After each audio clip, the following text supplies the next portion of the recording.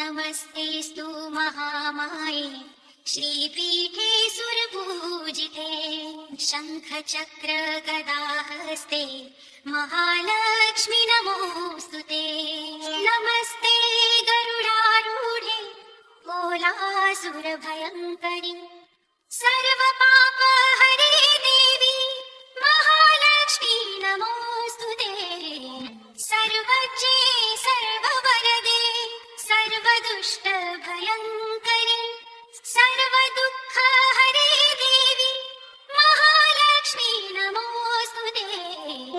सिद्धिबुद्धिप्रदे देवी भुक्तिमुक्तिप्रदायिनि मन्त्रमूर्ते सदा देवी महालक्ष्मी नमोऽस्तु ते।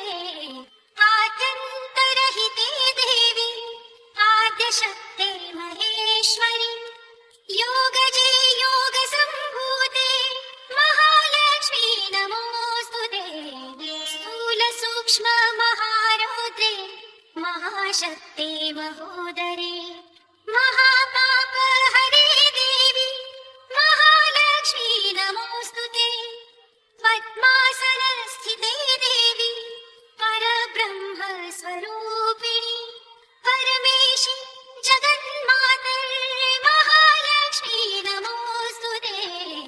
श्वेताम्बरधरे देवी नानालङ्कारभूषिते जगत्स्थिते जगन्मातर् महालक्ष्मी नमोऽस्तु ते।